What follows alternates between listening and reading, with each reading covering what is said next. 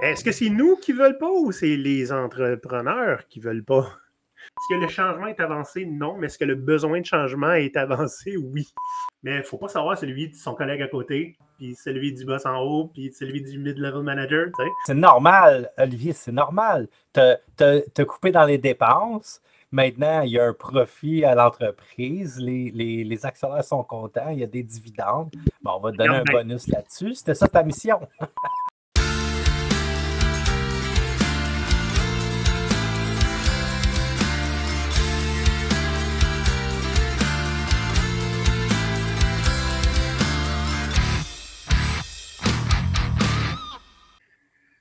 Hey, Pierre, qu'est-ce que tu fais dans ton hublot?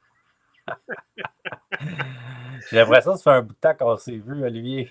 Ça fait un petit bout de temps. Écoute, pour ça de raisons professionnelles et autres, là, on s'est dit, bon, comment est-ce qu'on gère GoPirate quand une ou deux n'a pas nécessairement du temps en semaine?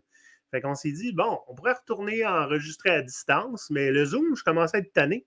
Et comme j'ai expérimenté un petit peu avec mon autre chaîne YouTube, Wink Wink, qui est sortie, ça fait une couple de semaines, qui s'appelle Blasphemist. C'est moi puis un pote, on regarde du métal puis on discute. J'avais expérimenté avec des outils et voilà. Hein? Donc, on est chacun dans notre hublot. Je pourrais essayer de te donner une claque, là, mais je ne pense pas que ça marche. Et aussi, on a décidé de revoir super rapidement peut-être des formats un petit peu. On va essayer de faire des podcasts qui sont plus courts, faire plus de contenu, mais plus court. T'sais. Donc, avec le peu de temps qu'on a, on va peut-être pouvoir réussir à faire plus de choses.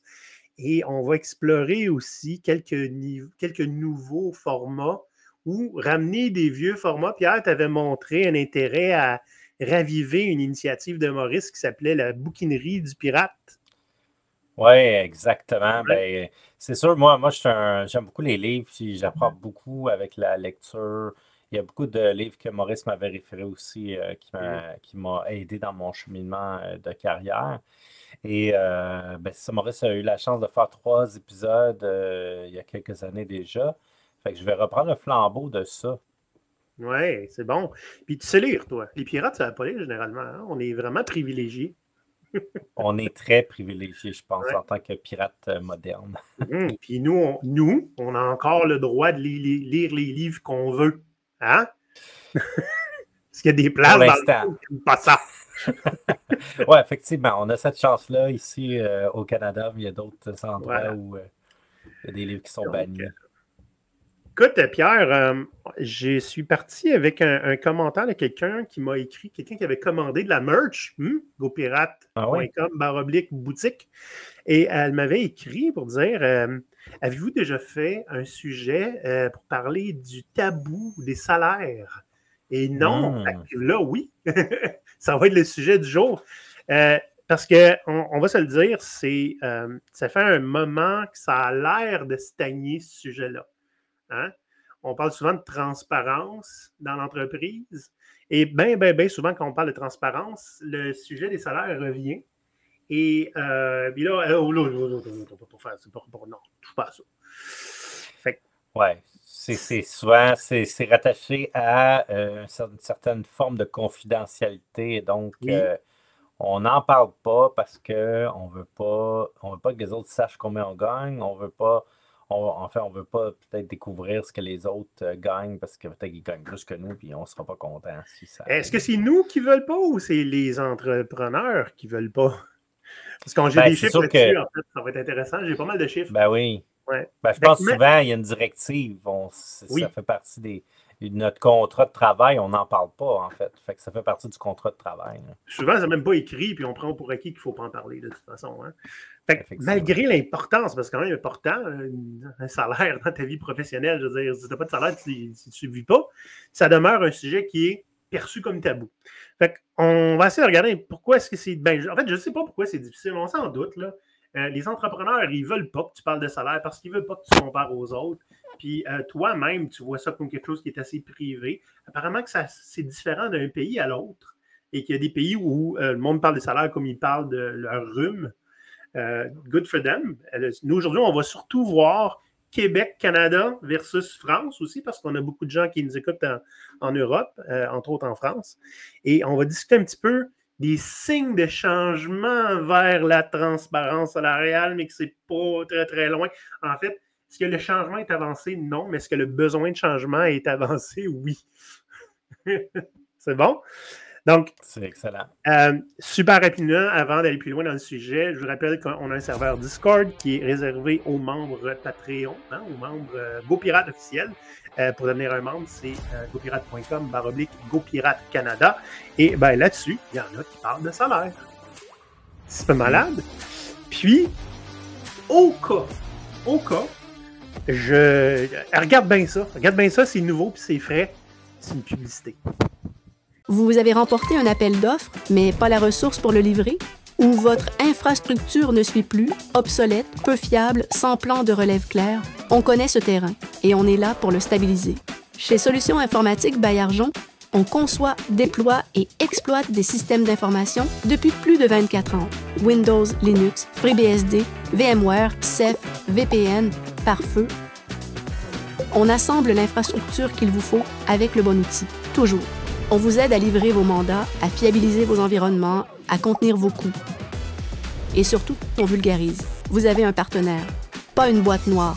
100% québécois, passionné par le logiciel libre et l'efficacité, on déploie ce qu'il faut, où il faut, pour que vous puissiez avancer.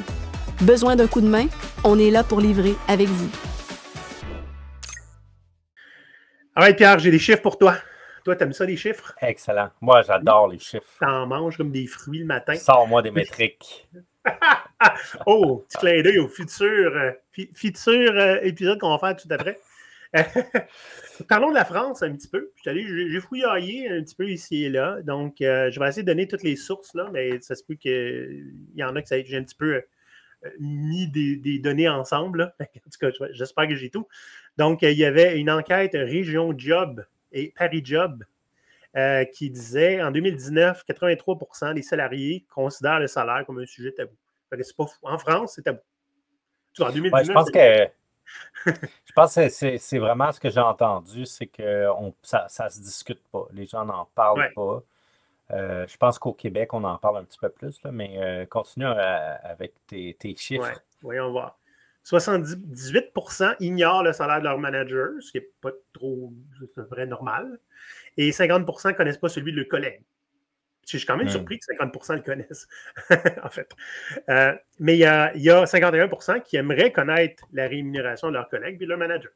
Bon, ça, c'est juste très, très, très factuel. Voyons voir au Québec, sur avantage.ca. Au Québec, 70% des travailleurs ont déjà discuté de salaire, de leur salaire. C'est-à-dire qu'ils l'ont divulgué. Et le chiffre atteint, watch out, 84% chez les jeunes salariés. Il y a quelque chose de générationnel là-dedans. Et même chose, 51, comme en France, des travailleurs aimeraient connaître le salaire de collègues, mais chez les jeunes, la proportion grimpe à 69%. Il y a une curiosité là-dedans. Donc, le tabou salarial est un petit peu plus prononcé en France qu'au Québec. Ici, les discussions ont l'air un petit peu plus courantes, là, notamment chez les jeunes. Bon, moi, maintenant, je n'ai pas eu tant d'expérience de parler de salaire que ça, pour être honnête avec toi. À part, genre, dans les négociations salariales. Je ne suis même pas parce que ça ne m'intéresse pas. En fait, je parle beaucoup plus de la transparence de ceux-ci que de ceux-ci. C'est bon. Le concept m'intéresse bien plus que savoir les chiffres. Fait que ça, c'était pour le petit comparatif, juste pour mettre la table. Maintenant, est-ce qu'il y a des signes d'un changement vers plus de transparence? Ben oui, parce que sinon, on ne ferait pas de sujet-là, probablement. Mais il y a la raison derrière est assez intéressante. C'est que là, on revient à la discussion de la disparité salariale entre dirigeants et employés. Et plus ça grandit, ce fossé-là, plus il y a une insatisfaction au niveau des employés et plus, c'est bizarre, hein? On les connaît, les salaires des dirigeants. Pourquoi eux autres, on les connaît? Mais il ne faut pas savoir celui de son collègue à côté, puis celui du boss en haut, puis celui du mid-level manager, tu sais. Donc, ce que j'ai trouvé... C'est souvent les hauts dirigeants, on peut le savoir d'une certaine façon, surtout si l'entreprise est publique. Non, mais c'est aussi, c'est des galons pour eux, tu sais. Moi, je vaux par année. Ah, ben oui. Donc, j'ai trouvé des chiffres intéressants sur Oxfam Québec. OK? Of all places, Oxfam Québec. En 2022, les 100 PDG les mieux rémunérés au Canada ont gagné en moyenne 243 fois le salaire moyen, soit 14,1 millions de dollars en moyenne, contre 58 800 au Québec. Je suis même encore surpris de savoir que la moyenne est 58 800. C'est plus haut que je pensais. Mais là, moi, ça me surprend toujours ces chiffres-là. Comment se justifier qu'une personne gagne autant de millions de dollars comme salaire annuel? Qui décide? Parce qu'elle est dans un poste de gestion. Tu sais, je comprends si, supposons que tu as des actions de la corporation, tu reçois des dividendes, je comprends que ça augmente ton salaire, ça c'est une chose, mais que ton salaire annuel soit dans les millions de dollars. Spécialement, on va le dire, après avoir reçu, je donne un chiffre au hasard, mettons, 500 millions en subvention du gouvernement, puis que 6 mois plus tard, tu as mis 600 personnes dehors, mais écoute, tu as un bonus, toi, de 4 millions en plus de son salaire, tu sais. Je veux dire... Non, mais c'est normal, Olivier, c'est normal. Tu as coupé dans les dépenses. Maintenant, il y a un profit à l'entreprise. Les actionnaires sont contents. Il y a des dividendes. Bon, on va te donner un bonus là-dessus. C'était ça ta mission. Regardez bien, OK? 14 millions pour mettre une compagnie à terre, c'est trop cher payé. Moi, je vais mettre votre compagnie à terre pour 2 millions. Embauchez-moi. Très bonne idée. Et là, au Canada, on est quand même plus équitable qu'ailleurs. Hein? 243 fois le salaire moyen, c'est pas si pire. On avait déjà fait un épisode, je pense, c'est Chipotle, 3000 fois. Ouais. 3000 fois. OK? Puis là, on s'entend-tu, c'est pas le gars qui fait la guacamole, là. OK? C'est le gars qui empoche, là. Fait que, tu sais, ceux qui rapportent l'argent, pas ceux qui le gardent. OK? Bon, là, on part d'une tangente dangereuse, mais je vais quand même accrocher deux, trois petites affaires que je voulais dire là-dessus. Fait que l'écart alimente le sentiment d'injustice, spécialement quand tu sais que maintenant, ben, tu sais, si on s'entend-tu là que s'il y a un emploi qui est automatisable, c'est bien celui de PDG. Pourquoi c'est pas le premier? Je pensais que tu allais dire celui qui fait la chipotelée. Non, ben, je veux dire, tu peux toujours acheter un blender, là, mais... Donc, le sentiment d'injustice, il est là, et ça fait que les gens demandent davantage de transparence. Fait que depuis 2019, watch out, ça fait 6 ans. En 6 ans, depuis que mon fils est né, OK? La rémunération moyenne du PDG au Canada a monté de 50%. Celui des employés, 0,9%. Eh bien. Ce qui le cave. Alors, okay? C'est ça. C'est parce que, tu sais, ça, c'est l'autre affaire. C'est que les hauts gestionnaires dans un écosystème comme le Québec, ils changent d'entreprise. C'est quasiment comme des équipes sportives. C'est comme on va embaucher lui parce qu'il a été bon ou elle a été bonne dans telle autre entreprise. Telle autre entreprise. Bon, c'est ça. Mais là, je veux dire, c'est du pareil au même. Là. Ces gens-là, ils arrivent, ils font des changements organisationnels, puis nous, en bas, là, les petits travailleurs, on regarde ça, puis on se dit, ben voyons, c'est des décisions qui sont stupides, qui sont pas réfléchies. Ils ne sont pas faites pour nous, Pierre. Ils sont faites pour le stakeholder, le shareholder. C'est ça, exact. C'est une question d'apparence. C'est même pas une question de véritablement changer les choses profondément. C'est juste une question d'apparence. Puis la preuve de ça, moi, j'ai souvent coaché des gens au bas de l'échelle, là, puis leur gestionnaire. Donc, mettons, on va appeler ça des middle managers, là, des gestionnaires intermédiaires. Puis l'individu qui me dit, ben moi, j'ai changé ça fait 20 ans que je suis ici, j'ai changé de chef 18 fois. C'est quoi le changement dans l'organisation? L'employé fait la même job depuis 20 ans, mais pour un désir de changement, on change le chef, ou j'imagine les chefs, ils s'en vont, ils se tannent après 1 an ou après 6 mois. On change le chef, puis après, c'est quoi le véritable changement profond dans l'organisation? Il n'y en a pas. Il y en a, mais il n'est pas profond.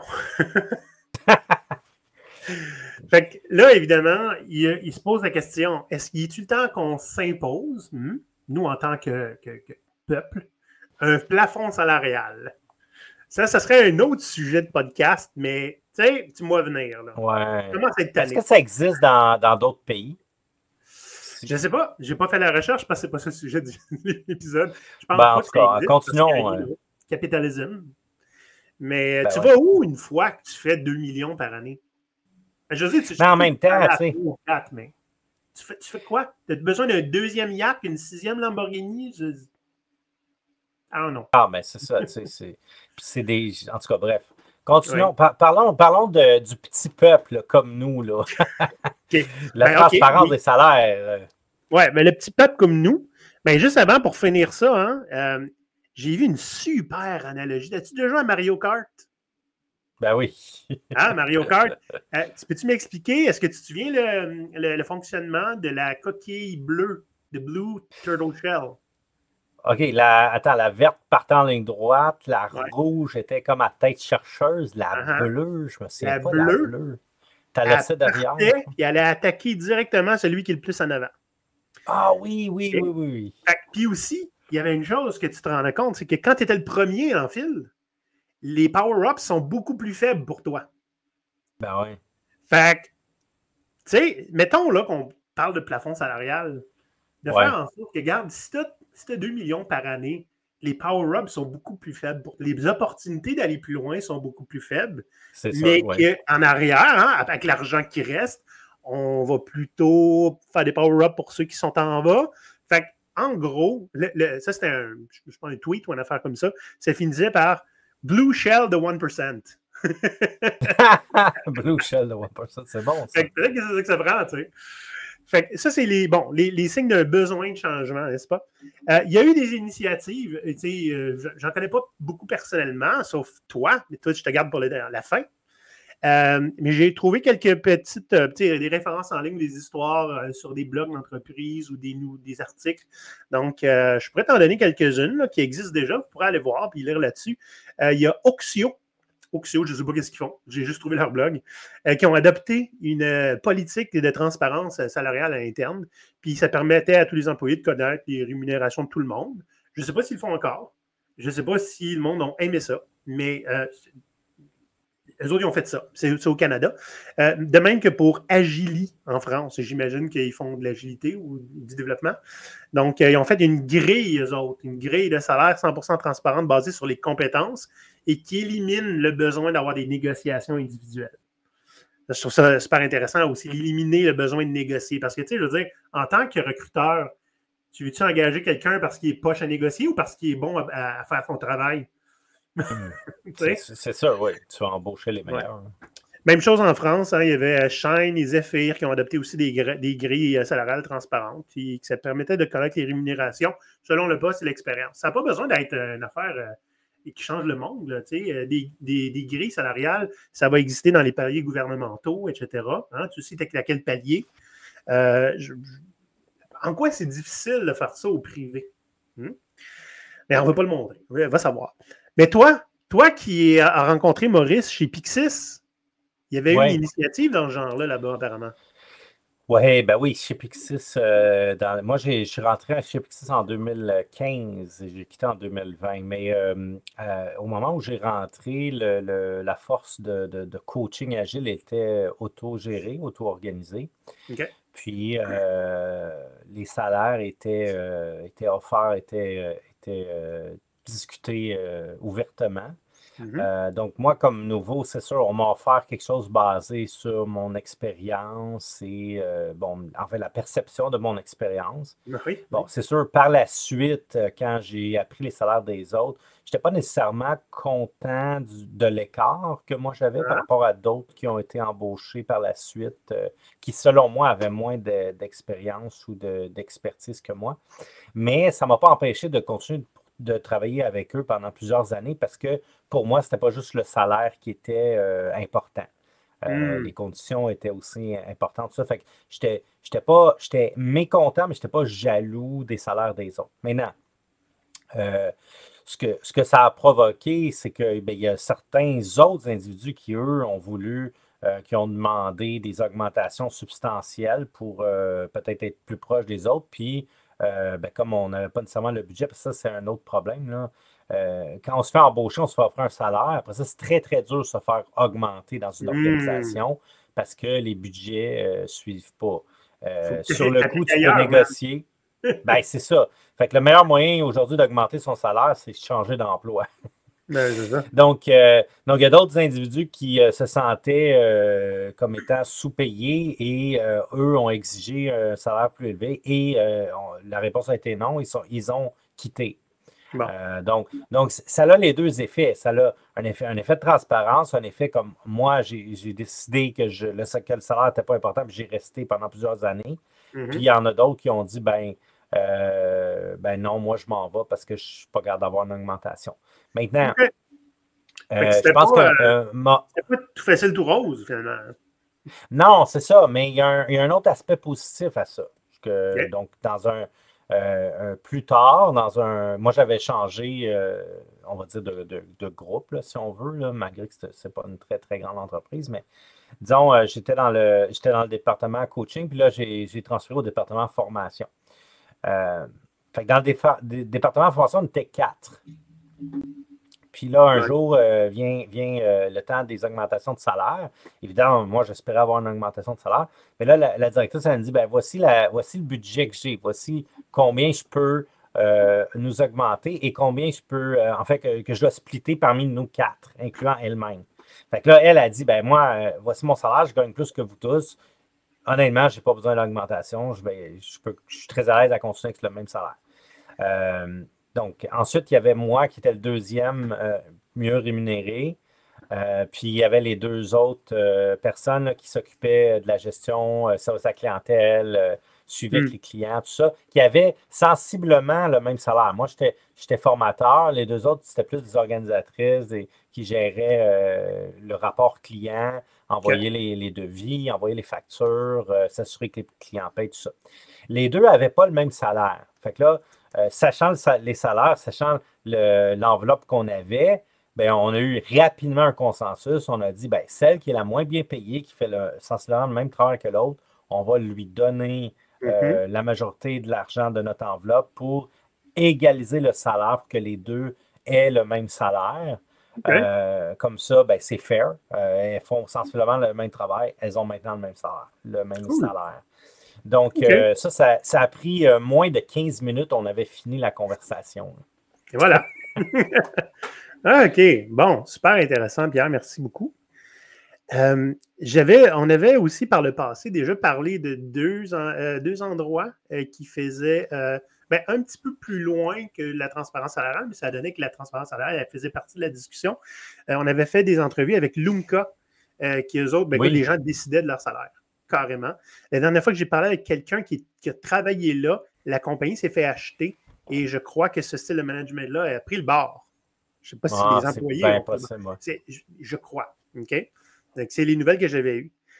Sinon, il y avait Decathlon également que j'avais entendu, la personne qui s'occupait de Decathlon à Brossard. C'était dans une conférence. Il était venu nous parler d'un comité qu'ils avaient créé justement pour comment on peut faire que ce ne soit pas la direction qui gère les salaires, que ce soit un comité d'employés auquel on peut aller faire une demande ou une proposition pour augmenter son salaire avec des métriques, avec des faits tangibles, pas juste sur le comme ça. Mais j'ai aucune idée si c'est quelque chose qui a survécu ou qui est encore là. Donc, je pense qu'il y avait Morningstar qui a une situation similaire. Oui, absolument. Oui, je pense qu'il s'est inspiré d'eux autres, c'est fort possible. Donc, j'aimerais ça qu'on parle. Tu sais, on avait parlé tout à l'heure du fait que les jeunes parlaient davantage ou demandaient davantage de transparence. Ben, j'ai des données assez intéressantes sur les jeunes candidats au Québec puis au Canada. Donc, au Québec, 34% des 18-34, se sont déjà retirés d'un processus parce qu'il n'y avait pas assez d'informations sur le salaire ou c'était pas assez transparent. Tu sais, quand tu te fais demander, ben, je sais pas, comment tu veux? 100 millions? Tu veux pas la réponse, demande-la pas. Tu veux pas une réponse niaiseuse. Donc, tu le sais à quelque part, c'est quoi ta fourchette salariale. Tu le sais, c'est quoi le budget que tu as pour le poste. c'est difficile d'être ouvert là-dessus. Fait que 85% des jeunes chercheurs d'emploi privilégient les annonces qui affichent un salaire clair. 85%. Les offres qui indiquent un salaire reçoivent 90% de candidatures supplémentaires par rapport à ceux qui ne l'ont pas. Et quand on commence à dire, là, regarde, mettez les dons par défaut, c'est ça. Après ça, c'est là, mais nous, on ne veut pas dire notre salaire, mais on préfère se plaindre que le monde ne veut pas travailler. Ben, tu sais, puis là, c'est ça, dans le domaine dans lequel on est, là, nous, dans le coaching agile, là, il y a comme une tendance à vouloir baisser les salaires. Là. C'est 15, 20, 30% plus bas que ce qu'on avait il y a chez les consultants, beaucoup là aussi, là. C'est ça, mais pendant ce temps-là, l'entreprise là, qui revend nos services charge 3 fois le prix. Donc, ils essaient de nous négocier à la baisse. Pendant il face au client, le client lui paye le gros prix. Donc, le prix est content de payer moins cher. Le client, il ne paye pas moins cher, c'est ça l'affaire. C'est que qui c'est qui se fait avoir, c'est le travailleur. Puis ça, je trouve ça vraiment déplorable. Là, parce que c'est ça, parce que là, il profite du fait qu'il y a moins de postes disponibles pour baisser les salaires et c'est complètement c'est pas correct parce que le coût de la vie augmente. Fait que en tout cas, bref. Oui, bref. On va aller voir la France. En France, 46% des candidats ne postulent pas du tout à une offre quand le salaire n'est pas indiqué. Ah, c'est bon. Tu perds pratiquement un candidat sur 2 en n'affichant pas ton salaire. 64% des candidats considèrent que la mention du salaire est un élément déterminant. Hein? Donc, tu sais, il n'y a personne de fou ici. Là. C'est juste du monde entêté. Là. Entre janvier 2019 et mars 2023, la part des offres d'emploi affichant le salaire a presque doublé. Fait que, tu sais, on a une tendance, là. Il faut juste continuer d'aller un petit peu plus loin. Fait que c'est ça. Sinon, par rapport à la popularité des annonces qui mentionnent la rémunération, génère 80% plus de clics et 20% plus de candidatures par rapport à ceux qui restent opaques sur cet aspect. Ça, c'est Culture RH qui avait fait une recherche là-dessus. Et 50% disent, moi, pas de salaire, pas d'application. Donc, c'est assez clair. À un moment donné, il y a des limites à vouloir faire des économies sur le dos des candidats. Oui, mais en même temps, des fois... Oui, vas-y. Je veux dire, des fois, le salaire est affiché, puis s'il est vraiment plus bas que la moyenne, c'est sûr que tu vas avoir moins de clics. Oui. Même si ton salaire est affiché, ça ne veut pas dire que tu vas avoir plus de clics si le salaire est plus bas que la norme. Oui. Tu sais, un candidat peut être pas bon à négocier. Il y en a qui n'aiment pas ça. Puis il y en a qui ne connaissent pas leur valeur. Puis c'est bien plate. Puis c'est un petit peu parce qu'on l'a entretenu, ça, tu sais. Quel genre de relation qu'on veut créer avec des candidats basés sur l'ignorance ou le secret, tu sais. Mettez vos derniers salaires. C'est ça, comme je disais tantôt, on connaît le budget là, pour le poste. OK? Vous n'êtes pas obligé de promettre le haut de la fourchette. Okay? Donner un point de départ pour la discussion, c'est ça que le monde demande, là. Puis dans beaucoup d'organisations, surtout gouvernementales ou paragouvernementales, puis je ne sais pas, j'imagine que ça doit être similaire en France, là, mais il y a des paliers de rémunération. Ouais. Quand tu commences, tu as un certain salaire, puis là, à force d'augmenter en nombre d'années d'ancienneté, après ça, si tu as une promotion parce que tu as appliqué sur un poste de gestion, puis tu as été accepté, tout ça. Mais là, tu tombes dans des paliers. Puis ces paliers-là sont souvent connus. Là. C'est pas invisible. Là. La grosse difficulté, si tu veux apporter ça au privé, parce que chez le gouvernement, c'est pas mal la norme, c'est tu es tout le temps au palier le plus bas si tu changes de job aux 2 ans. Combien de gens restent 20 ans dans une entreprise aujourd'hui? C'est sûr que c'est plus rare. Tu montes une marche en allant ailleurs aussi. Après, c'est ça, c'est un choix. Là, c'est soit rester longtemps au même endroit, surtout si c'est dans le gouvernement ou paragouvernemental, souvent il y a des bonnes conditions pour la retraite. Donc, les gens, il y en a qui visent la retraite. Ils acceptent d'avoir un salaire plus faible pendant longtemps, mais ils ont une meilleure caisse de retraite. Alors que d'autres qui changent plus souvent, ils ont oui, ils augmentent à travers des changements de marche, mais il y a toujours un risque là, parce que Ouais. c'est pas garanti. Hein. On change d'emploi, c'est pas garanti qu'on la garde longtemps. Une entreprise privée pourrait faire aussi, faire juste le contrebalan du public. Là. Nous aussi, on a une échelle. Regardez comment ça vaut la peine de rester ici. Après 2 ans, tu as tant d'augmentation. Je veux dire, c'est clair. Fait que là, tu vas peut-être plus hésiter. Ah, mais là, c'est parce que si je reste 6 mois de plus, j'ai une augmentation, alors que je pourrais aller à une autre place que j'aime pas, je vais être payé mieux, mais je l'aimerais peut-être pas. Fait que juste ça pourrait faire le ballon. J'aimerais ça qu'on termine avec des petits actes de piraterie. Parce que à un moment donné, j'avais lu ça, je me souviens pas où. Là. Puis, comme bold of you to think I would try to find it again. Mais il y avait un gars, je pense que c'est sur Reddit, qui disait, je pense qu'il était designer ou whatever, puis il disait, moi, quand j'ai 2 journées moins occupées, ça m'arrive d'appeler pour des postes dans mon domaine et de systématiquement refuser n'importe quoi qui ne mentionne pas le salaire. Fait que je les appelle pour leur dire, avez-vous le salaire? Non, mais je n'applique pas. Clic. Puis dès qu'il y avait un salaire, il disait, ben désolé, c'est bien trop bas. Clic. Fait que lui, il ne voulait pas changer de job. Il ne voulait rien savoir de changer de job. Il dit, j'aide les gens de mon domaine à faire en sorte que les entreprises comprennent leur valeur et à quel point ils sont sous-payés. Il dit, I'm doing God's work. C'est super bon. Je trouvais ça super. C'est juste pour faire make a point. Je regardais un petit peu, qu'est-ce qu'on peut faire d'autre comme petit acte de piraterie? Bon, c'est sûr que, comme le gars, refuser systématiquement de passer une entrevue si vous n'avez pas l'information sur le salaire avant. Parce que tant qu'à perdre le temps de tout le monde, hein? C'est sûr que là, si tu es en train de crever de faim, ça ne t'avantage pas. Fait qu'il faut être quand même privilégié pour pouvoir faire ça. C'est sûr, mais en même temps, tu peux pas, même si dans une situation un peu difficile, il ne faut pas accepter tout et n'importe quoi. Là, des opportunités, il y en a. Moi, un peu dans l'équivalent de ce que tu m'as dit, des fois, je reçois des offres sur LinkedIn, puis je leur dis pas nécessairement que je ne suis pas intéressé. Mais s'ils me disent la braquette salariale, je leur dis, ben non, ça... c'est beaucoup trop bas. Voici ce que moi je demande. Là, je leur donne un chiffre qui est beaucoup plus élevé. Fait que là, évidemment, non, mais j'ai pas de réponse, mais c'est un petit peu la même chose que la personne que tu dis qui appelle. Là, je leur dis, ben voyons, non, vous cherchez un coach agile senior, puis là, vous voulez me donner 50 000. Non, ça marche pas. Là, ça n'a pas de sens. Tu as dit qu'est-ce que Maurice répondait?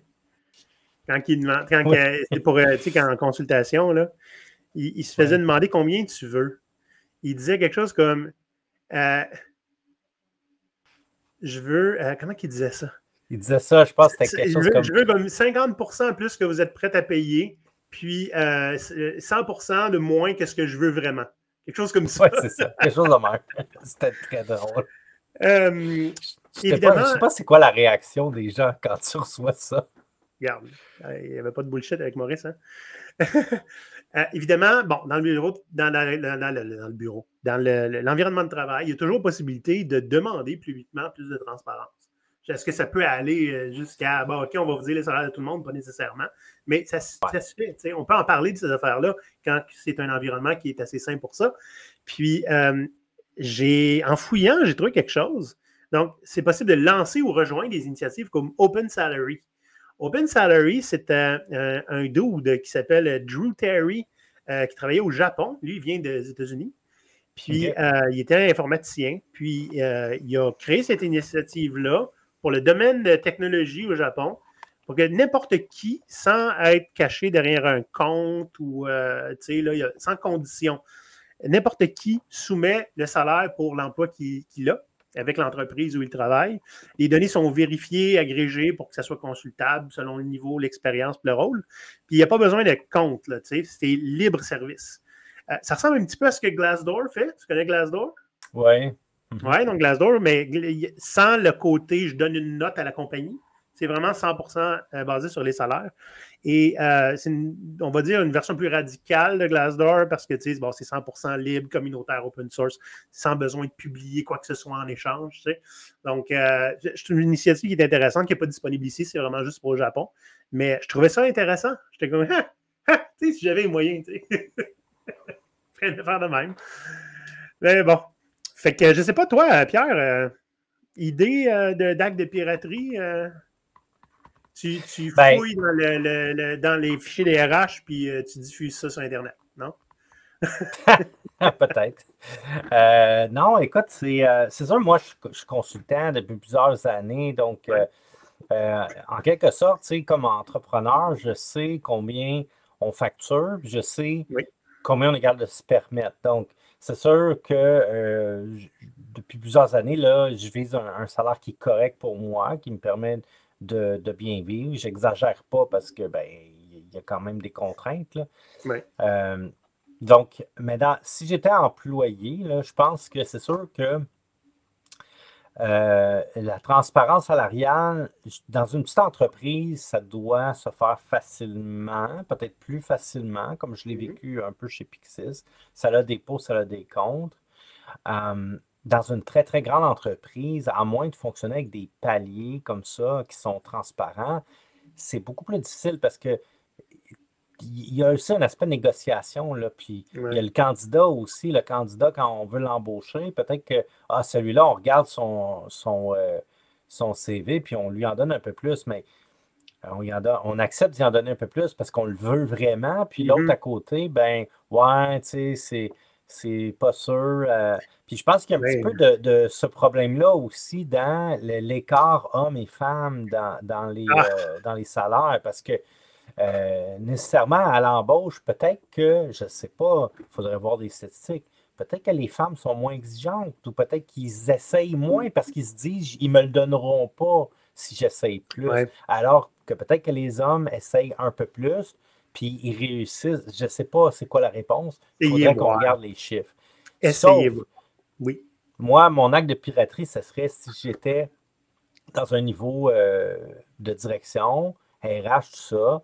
Je m'organiserais pour peut-être avoir des rôles de style, je ne sais pas moi, junior, intermédiaire, senior, whatever, mais je m'organiserais pour être capable de le mesurer d'une certaine façon, puis d'offrir aux gens, hommes ou femmes, peu importe, le même niveau de salaire. Très bien. Pierre, on a fini. On visait 25 à 30 minutes, à peu près. Plus ou moins 5 minutes, ça fait 36, c'est correct. On est bon. Hey, est-ce que vous aimez le nouveau format sur YouTube? Si vous aimez ça, laissez un petit commentaire. Évidemment, si vous êtes en audio, vous ne voyez pas la différence, mais je vous invite quand même à aller jeter un petit coup d'œil sur YouTube, voir de quoi ça a l'air. Donc, merci Pierre pour le partage de ton expérience personnelle à ce sujet-là. Les pirates, vous autres, est-ce que vous en avez parlé, vos salaires? Faites-nous signe. Je suis très curieux de voir qu'est-ce qui sort de cette discussion. Et sinon, on se voit la prochaine fois pour un autre sujet que nous, on enregistre dans quelques minutes. Bye bye! Bonne journée!